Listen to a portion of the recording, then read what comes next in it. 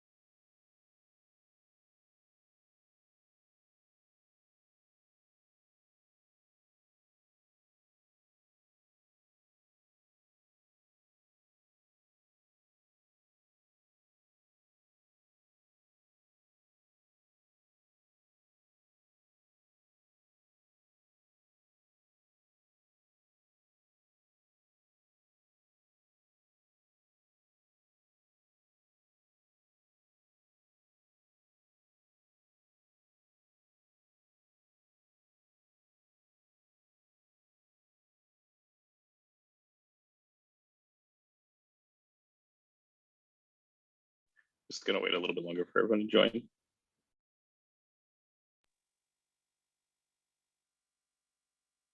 In the background today, Ben, I'm trying to prepare my body for surfing, so I'm coming out and swimming in the early mornings. And after my swim, I come to a steam room, so I'm sitting here in a hot steam room at the local pool. So it's not fire that causes the heat. Kind of fun to see. Nice.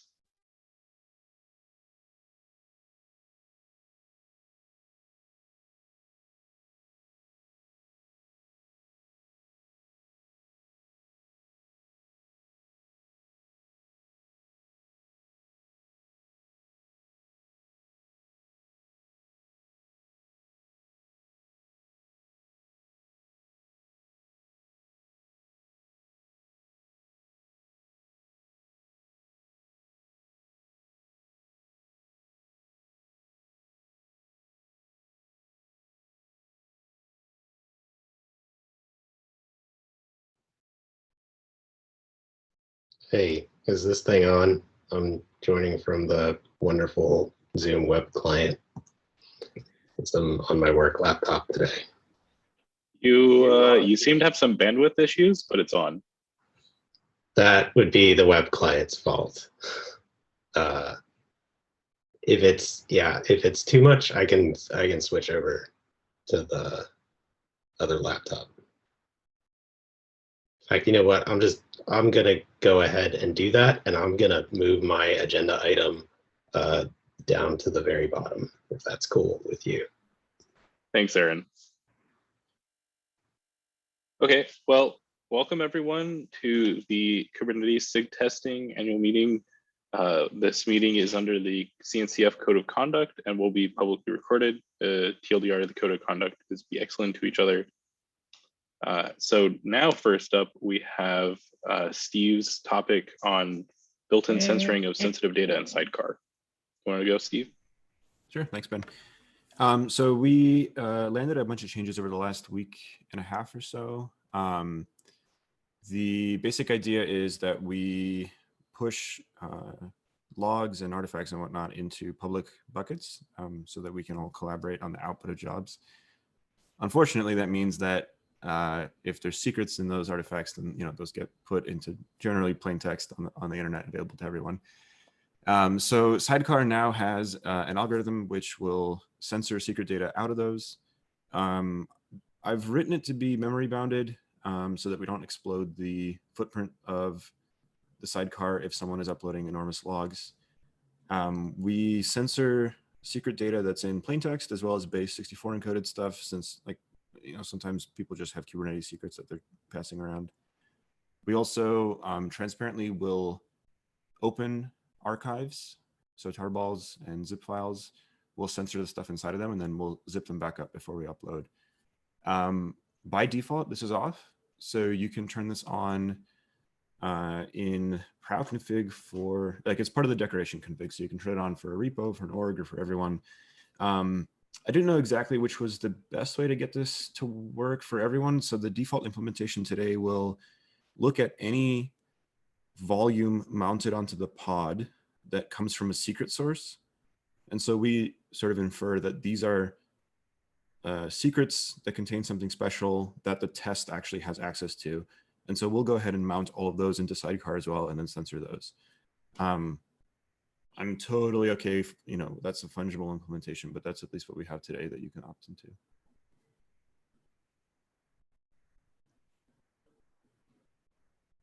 I guess my two questions are, first, is that a reasonable thing to be doing by default? And then second, Aaron and Ben, how do we, I think maybe rolling it out to test infra as a repo first might make sense. We're running it on our end. It seems to be useful, but I didn't know how we wanted to do that or if we wanted to at all. Yeah, that sounds good to me. One question I had was, how do you handle the live logs endpoint? Is that anything being done about that? No, I wasn't super certain how to do that, but I guess the underlying mechanism could be used there as well. Let me write down to follow that up. Yeah, I think that would work fine. You probably just need to make sure that whatever implementation is reusable enough to apply to that endpoint as well. I think that the challenge is that, so if the job has access to a secret on, because Deck's running on the the core cluster, right? And the live log endpoint is just going through the Kubernetes API to grab the pod logs. And so we don't have access to the secrets that the job has access to that's on a different cluster, potentially. So that's what makes that pretty challenging. We could, oh yeah, I guess maybe we could run something in the cluster with the secrets, but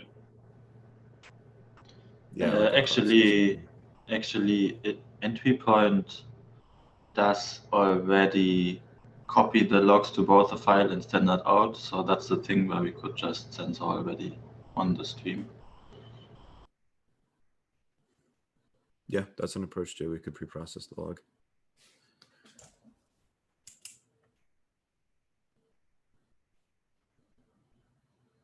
anyone else have any comments or concerns?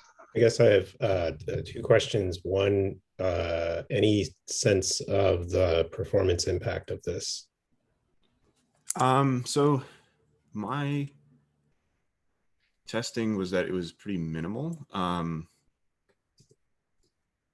So the way it's written, it will be bounded in memory consumption. If you have a lot of enormous tarballs and stuff, it'll take time and CPU. I also recently realized that when we were setting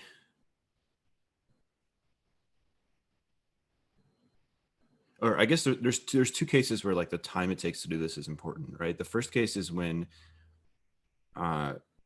like in the middle of doing this, we get interrupted by a timeout. And the second case is when we've already gotten the timeout and we're in the grace period.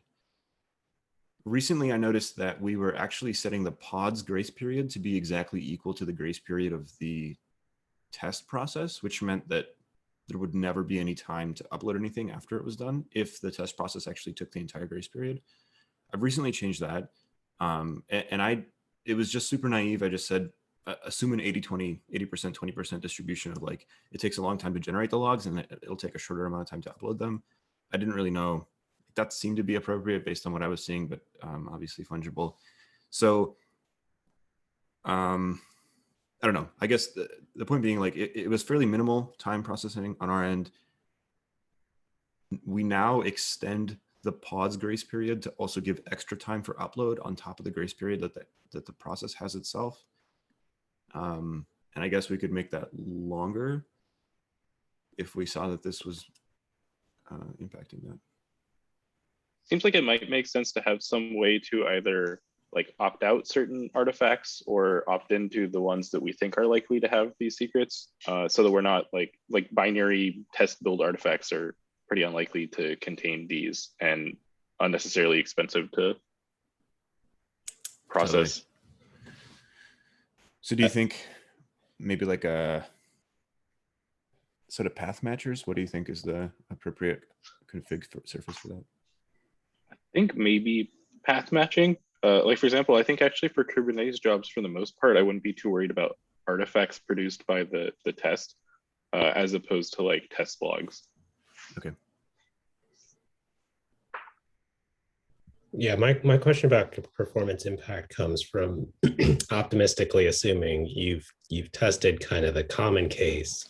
The fun corner cases we hit are from the scalability team, and like the sheer volume of logs and stuff that they generate as a result.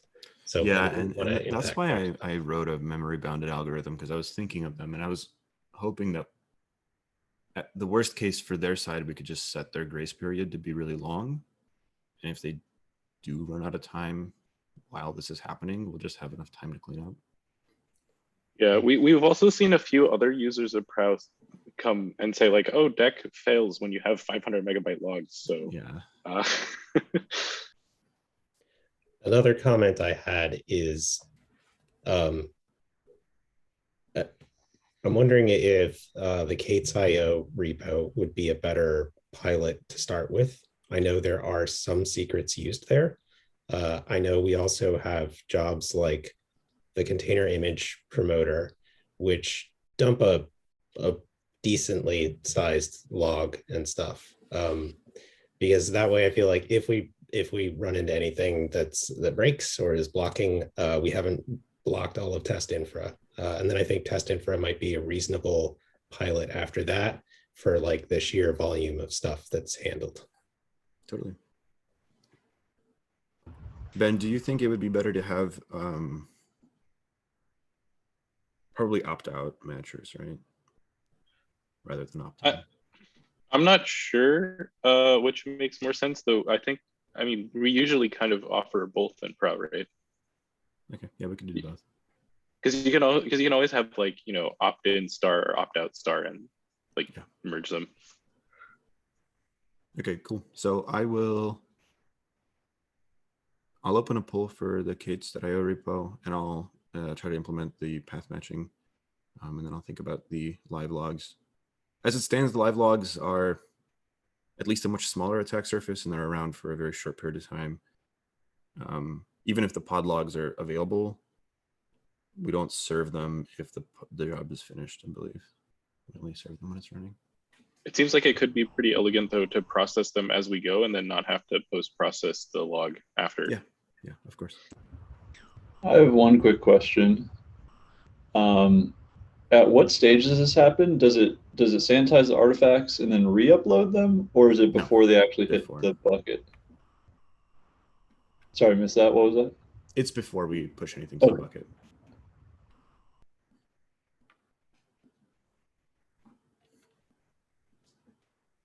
Okay. So next up, we have progress on our SIG testing KEPs for the cycle. First up is actually me.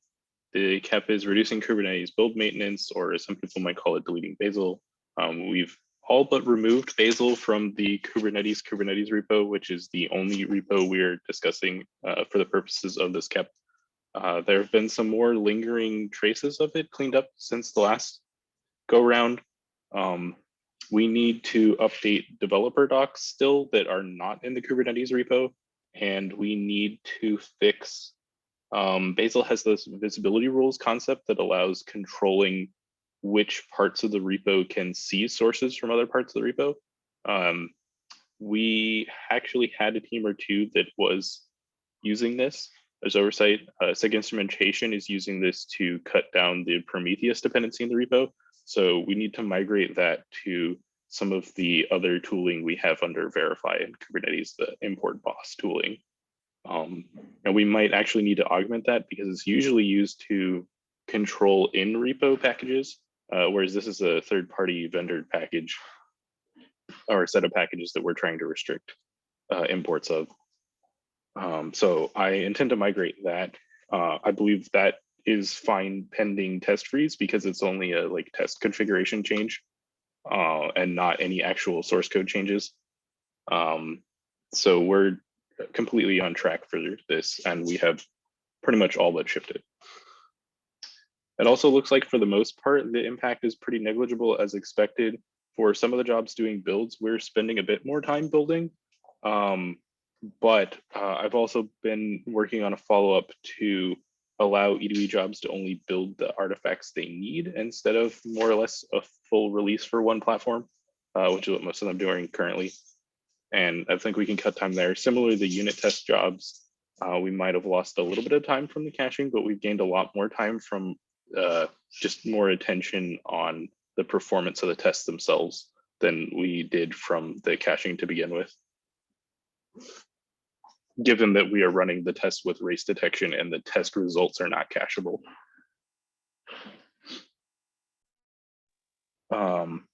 I think that's that for that, unless anyone has any comments or concerns.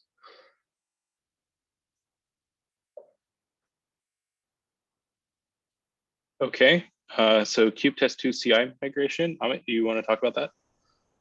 Yeah.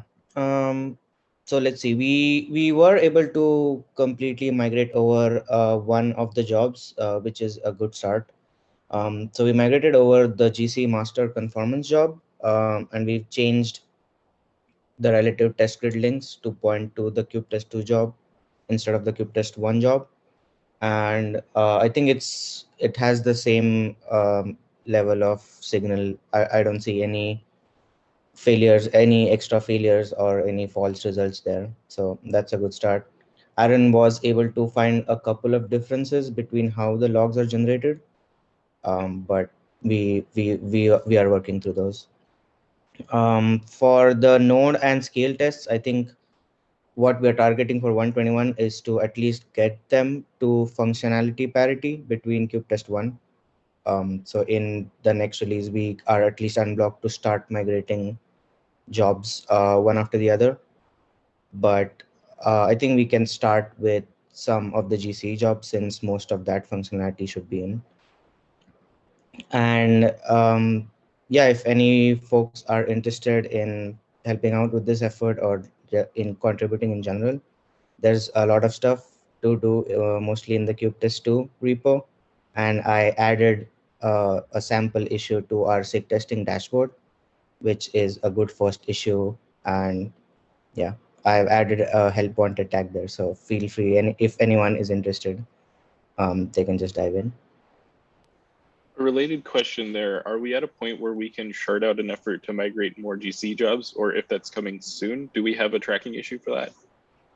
Yeah, I think I've mostly been tracking most of the progress in the KEP itself, but I can probably pull out one specific for the GC migration.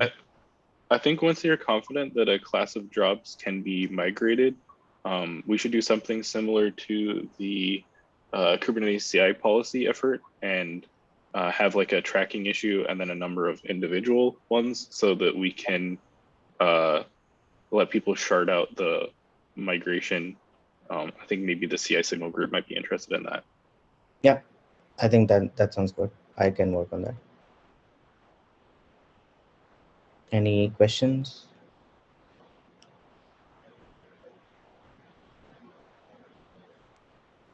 Thanks for How are working you on this. going- It's not the most glamorous thing, but it is pretty nice having things move to a tool that is somewhat sane to extend and work on.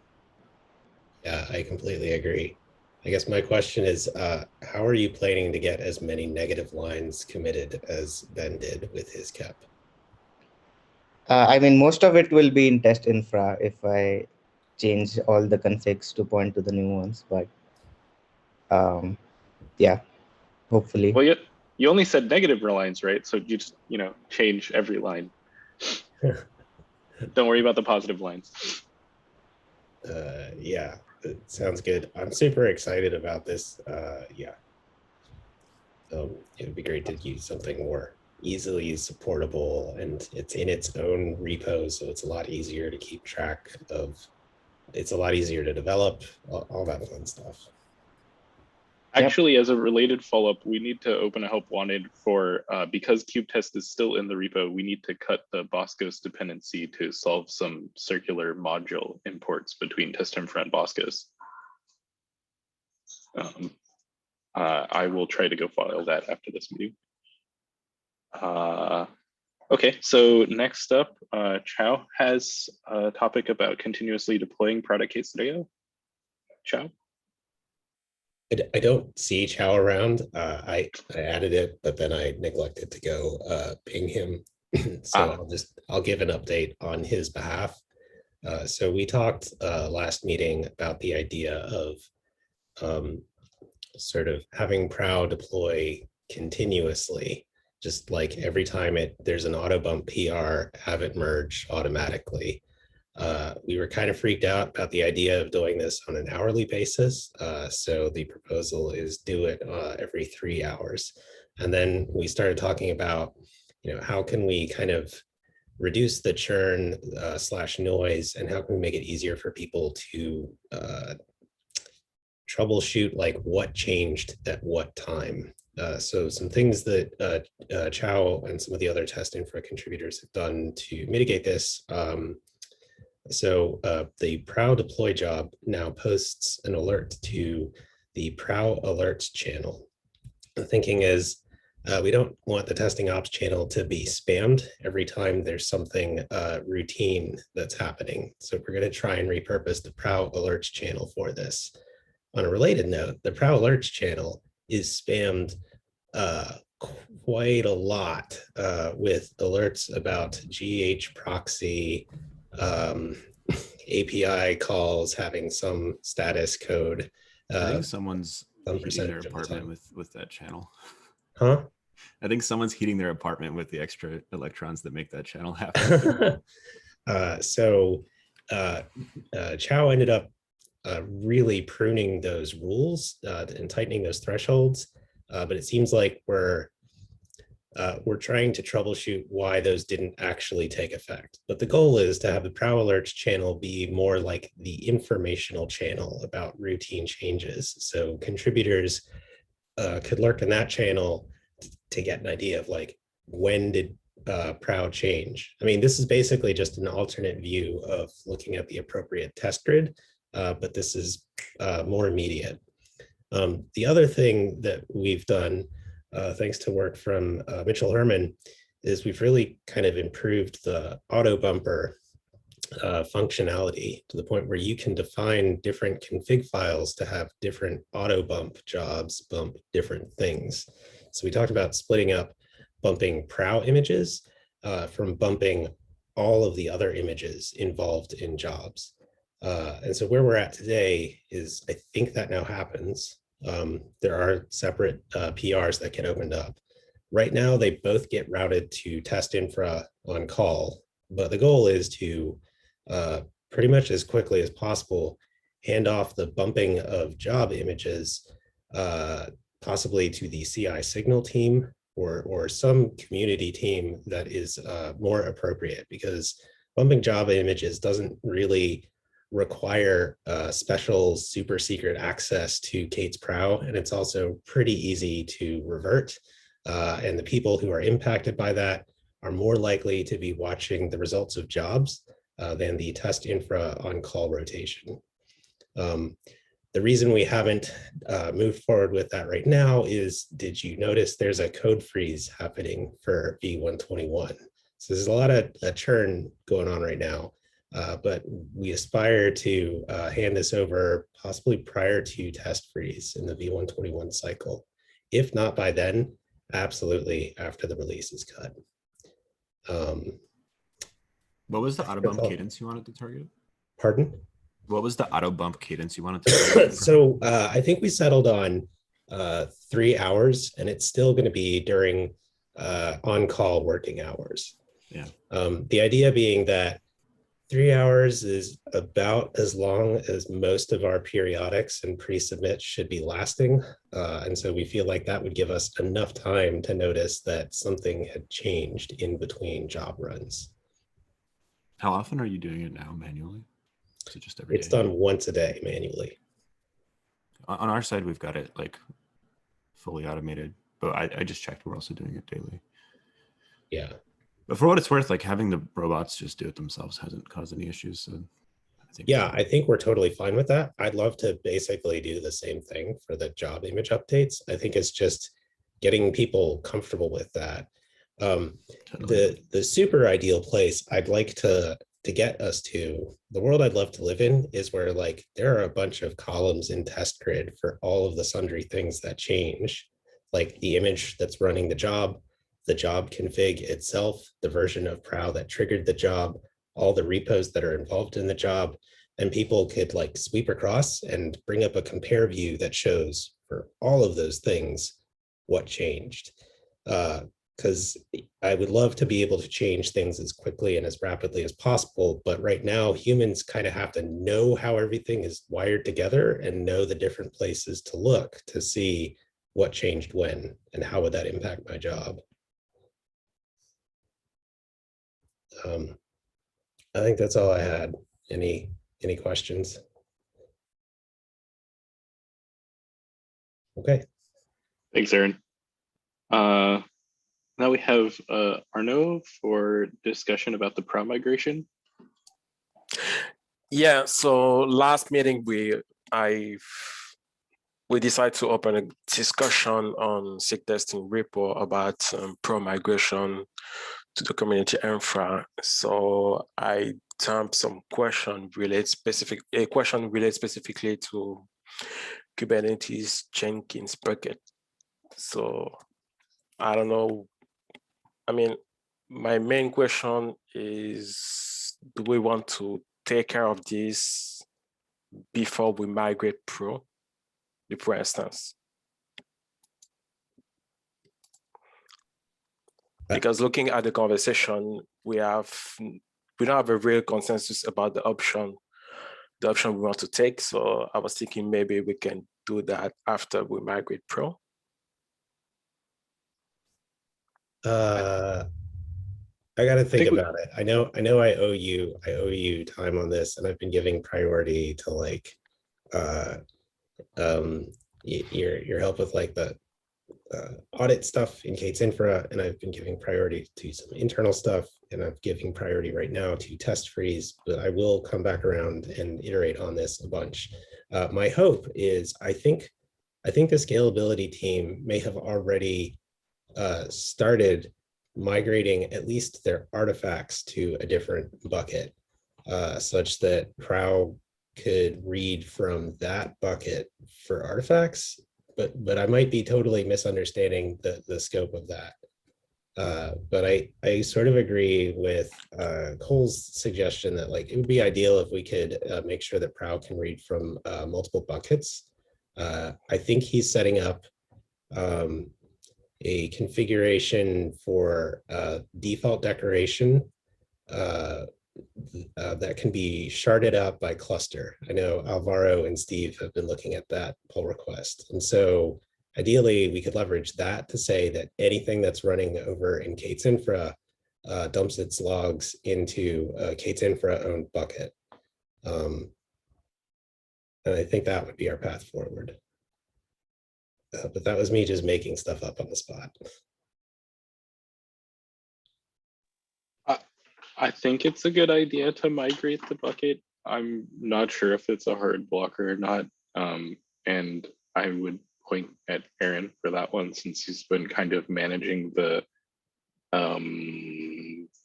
security management of the existing resources on our end for the moment. I mean, the main thing for me is like, I'm going to defer to the expertise of folks like Alvaro and Steve and Cole and Eric Feda, who are like more actively involved in Prow's development and Prow's day-to-day, because they'll be able to help us understand and articulate where like having multiple Prows pointed at the same thing might be weird, and where it makes like where it's kind of a prerequisite or a blocker to separate things out. Well, we've definitely had multiple Prows pointed at like a GCS bucket, and that's not really problematic. I think the more interesting thing would be stuff like the service account credentials to write to the bucket. That's where I bring up that angle. I don't think we have any real issues with sharing a bucket, since everything's namespaced. Yeah, we definitely don't. We run multiple clusters, they all write to the same bucket, works perfectly fine.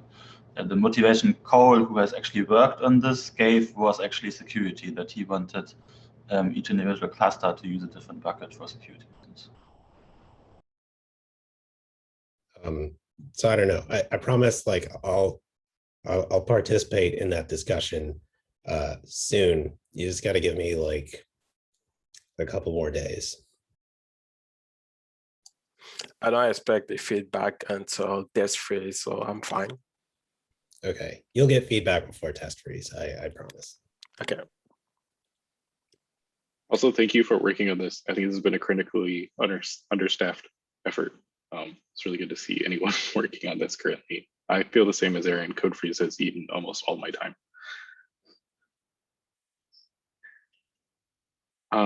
Okay, so Aaron, do we want to circle back to your first topic now about the annual report draft? Sure. Wow, we're just whipping through all these things. This is, wow, you should run meetings more often. They're so much quicker.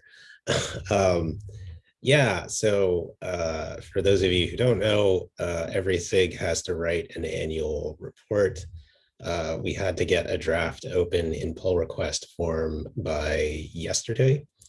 And they're going to be due by the end of this month. So my plan is like I started on it.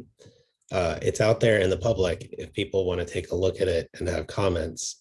But I kind of feel like I want Steve, Ben, and myself as the SIG testing leads to schedule some time to populate more of that content.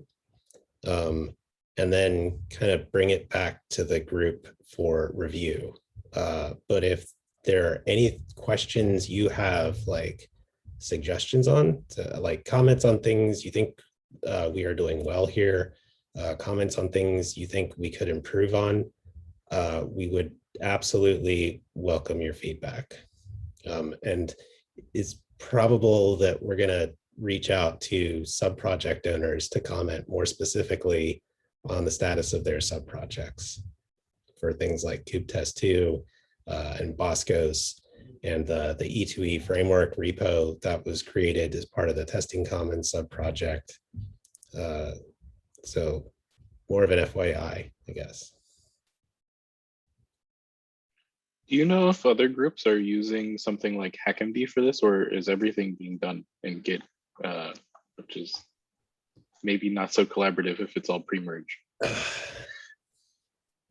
I honestly don't know how other groups iterated on their stuff. Some of the PRs I've seen are fully formed with a bunch of content already.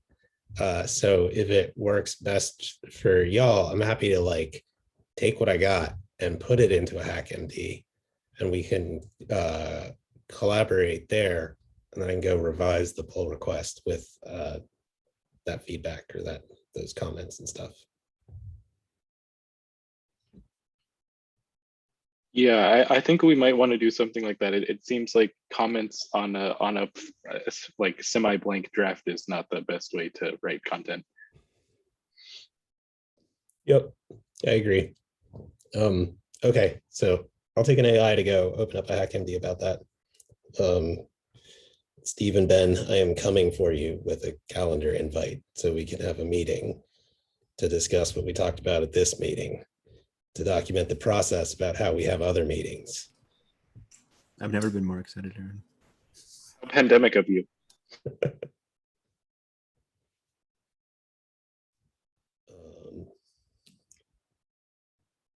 Yeah, that's all I got.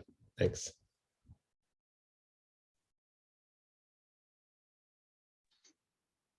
Well, we actually have quite a bit of time left in our time slot.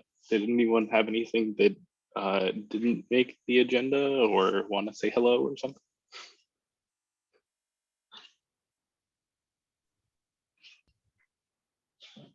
This is Bobby. He says hello. He just turned 1. Sorry, I think someone else spoke up. I'll you know. I was just going to say hello. My name is Mark Velasco. I'm just starting to get involved in it and getting my feet wet, and just thought I'd pop on. Welcome. Hi, good to see new faces here. Welcome.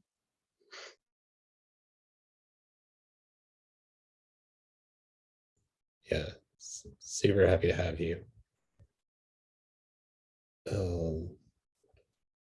I guess since we have time, if you don't mind, Steve, you and I have been going back and forth in a Slack thread a little bit. I just want to see if we can sort of find consensus here. So for context, what I'm trying to accomplish here is the GitHub management subproject, is looking to help the Kubernetes project move all their repos default branch names from master to main.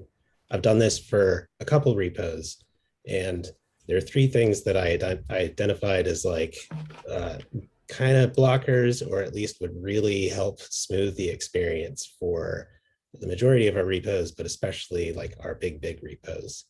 And so the one that Steve and I are working on at the moment is I'm trying to think all the bootstrap jobs and all the pod utils jobs that are periodics.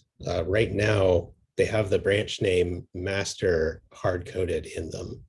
And I would like the ability to remove that hard code so that these jobs can be tolerant to the branch renaming out from underneath of them, and they'll just follow the branch rename.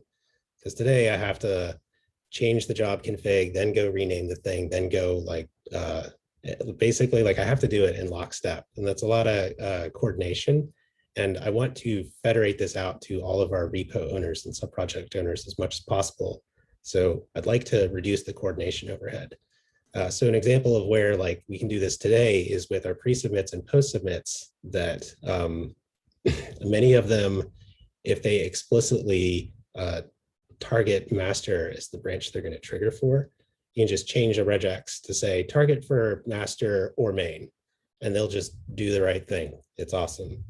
I want the ability to allow our periodics to do the same thing, and anything that clones like additional repos as part of their pre-submits or post-submits. So for me, I feel like pod utils right now requires that you specify a branch. It specifies org, repro, and branch. I have to have all 3 of those things. And I'd like the ability to either not specify branch or specify head of the repo that I'm checking out, so that these jobs can clone whatever the repo's default branch is.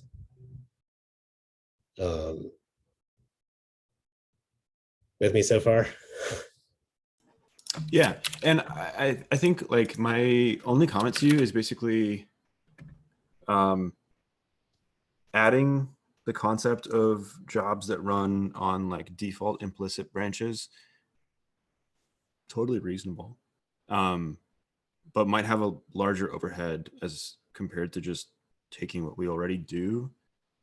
Like as a user of Prow, I'm comfortable, and I know like the current approach. And so if I see that approach also in use in periodics, it's not going to be confusing. There's not going to be any more learning to do. And I think on the coding side, it's going to be a little bit easier. Like, I don't think there's anything wrong with having a job type or a job like triggering type that goes off of the default branch. But I do think it'll be a little bit more complicated, especially because you'll have to answer questions like, I've loaded my config. This branch declares that it runs on the default, or sorry, this job declares that it runs on the default branch for this repo. I need to go check what that is, such that when a PR goes in for that repo, I know whether or not the trigger. And if the default branch changes, I need to be like periodically checking to see that as well, or maybe like make some assumptions about how often it might change, right? Like, I don't think it's a bad feature. I just think it might be more complicated than expanding the set of periodics. And I think like that's something that we've, like, I don't think it's been a pain point for anyone, which is I think why we've ignored it. But like in practice, we do have periodics that are very tightly bound to repos, and I'm not really sure why we don't have another type of job that has like, you know, these explicit semantics that we see. But yeah, so I think either approach is fine. I think the implicit one might be a little bit more work. That's all. Okay, like I'm not gonna lie, as I've looked at like implementing, and I think some of the CI signal people could maybe empathize with this. Like, it's really annoying that pre-submit and post-submit jobs, I can assume they have a repo for free, but with periodics, I have to go do some extra digging to see if they have extra refs and then pull the first one out. And so like, it would be nice to be able to make that assumption. At the moment, I've been looking at tackling that by maybe having the like some proud job utilities sort of automatically do that for me. This is handy in auto-populating stuff for test grid. This is handy for enforcing policies on jobs at like pre-submit time and stuff. My concern is just like adding another job type that is a periodic that's based off of a Git repo just means like we'll have to add another job type. And I feel like there are lots of places across the Proud code base that act on different job types, and we might have to change them to sort of do a periodic or periodic Git type of thing or whatever. And so I kind of feel like solving this at the clone refs level, so the thing we use to express like where do you want to clone from, will neatly solve this for all of the existing job types that we have. The thing that I'm really sticking on, or I don't quite know how to answer, is when it's appropriate to resolve what I'm asking for to an actual SHA. Right. And I think like the one thing that would be a detraction from that approach is you can't cleanly sequester it to that one part, right? Because we filter the set of all registered jobs to the set of jobs that we actually want to trigger based on a GitHub event at the time that we get that event. And if one of the criteria today is, are we triggering this job because it's bound to this branch? And so you can't just have this happen in clone refs, because you do need to have that information available to you. What branch does this actually need to run on? What is the default branch? And you need to do that at config resolution or like in trigger somewhere. Aaron, one question. Is the concept of a default branch, does this come from GitHub, or is this a Git native concept? It's a Git native thing. Like the way I would solve this via a Git native implementation, assuming I had a remote, is I would do Git symbolic refs, remotes, origin, head. And what that would give me back is the name of the branch on that remote that the remote has at head. And so I can use that today to be like, is this repo using master or main? So that's me resolving it at fetch time or at clone time.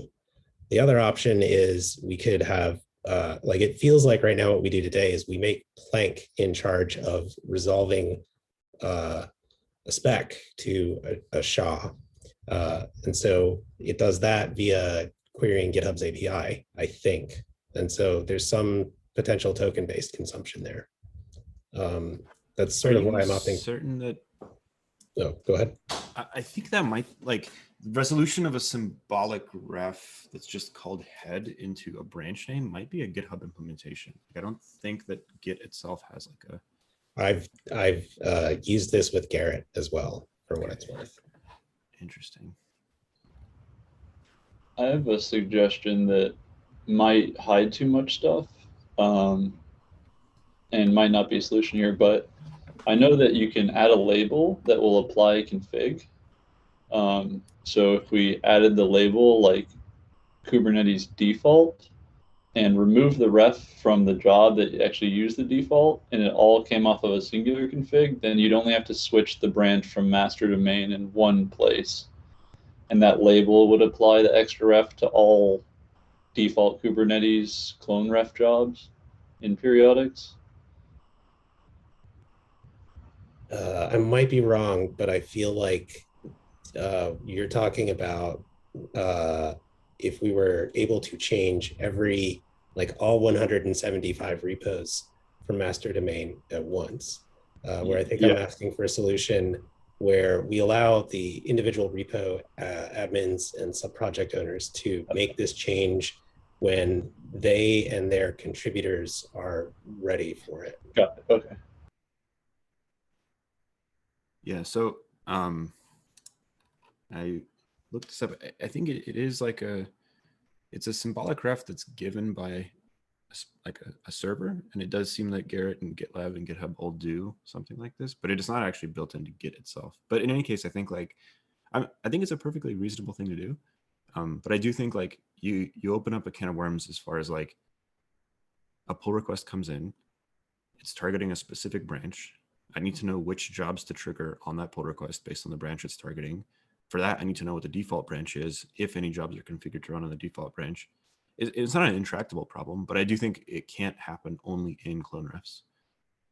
I hear you. I think I'm not proposing that we change the current implementation of which branch we choose to trigger pull requests and pre-submits and post-submits on. Like, I think the mechanism we have today where you specify regexes. So you only want this to be available for periodics? I only want this available for the extra refs part of periodics, pre-submits, and post-submits.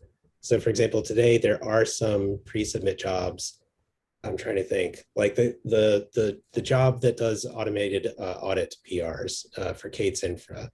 Like, it clones the Kate's, it is a periodic for the Kate's infra repo. I could do it as a post submit for the Kate's infra repo, but I would also, at least right now, the way things are implemented today, I would also want to clone the test infra repo so that I could use the PR creator from the test infra repo.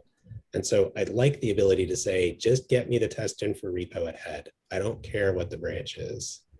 And so I think this is strictly constrained to the extra refs thing and not to the whatever it is, like branch trigger thing. Yeah, I think that's fairly reasonable. I do think that makes the config service a little bit more complicated. However, like changing a periodic to have Git content associated with it, unless we do that in like a clever way where you can associate it with more than one repo, I think you'd still have the problem, right? Because like if you had multiple extra refs and you wanted to have the implicit thing on all of them, then you'd still need what you're talking about. Yeah, that seems reasonable to do. Yeah, for context, we also have things like in the kind repo, we're running equivalents of the Kubernetes presets that use kind, so we can make sure that we don't break those. So we need to clone the different branches in each job. And of course, we're not explicit in the, or ideally we wouldn't be explicit in the like main development branch as opposed to the release branches. And that's an extra ref right now. Yeah. Yeah, we'd probably want to fork the type so that extra refs and refs are actually different types, since we wouldn't support this on pre-submits and post-submits. But yeah, that seems reasonable. Okay. I'll take a crack at it. If I find out I'm wading in way too deep, I'll pull back and do like a proposal. When do you know off the top of your head what happens with the like when we're in clone refs, what are we doing with because we have just like a base ref we're cloning, right? Yeah, and I think what I'm talking about is allowing base ref to be head. Why can't you Instead of- like literally type head into the field? Huh? Yeah, that's what I mean. Like No, I but said, like instead of master, just change that to uppercase head. It might work. yeah, I was gonna say like that might actually work, and if it does, awesome. I just wasted all of your time, but we also learned something cool Yeah. about how our thing was so well designed. It handles something we didn't account for.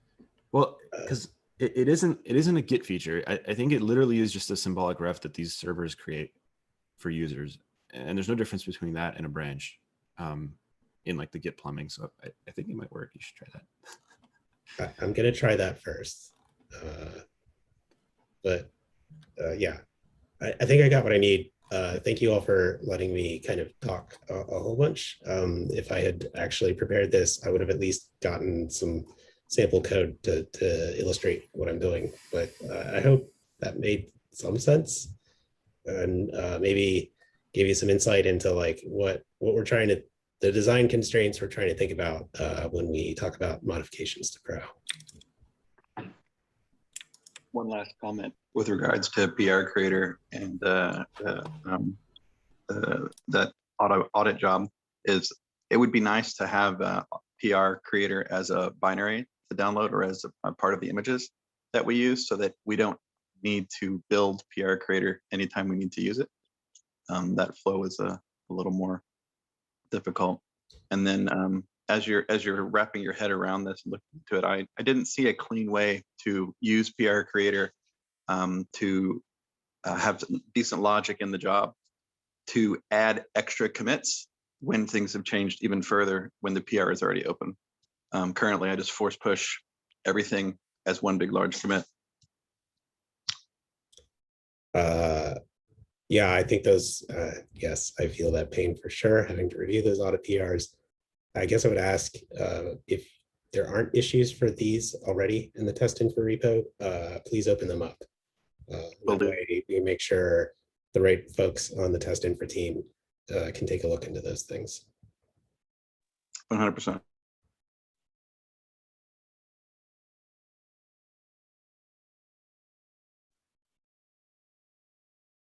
I just have one other thing I'll say, but I'm totally happy to give you all 10 minutes back.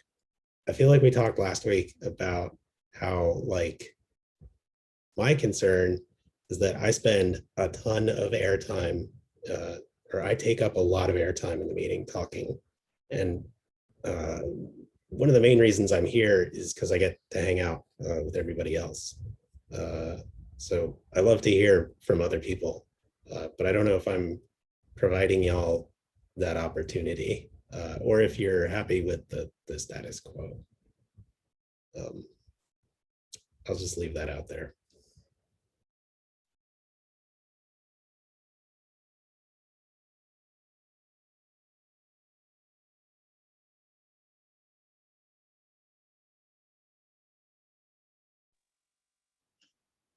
Well, that's hanging a little awkwardly. Thanks everyone for coming. It's been nice. I think we've gotten a bit more productive with these meetings this year. Lots of good discussion, and I'll try to follow up with your issues when you filed them. I think we're just about at time now. Thanks everyone for coming, and have a happy Tuesday. Happy Tuesday, everybody. Great to see you all. Bye.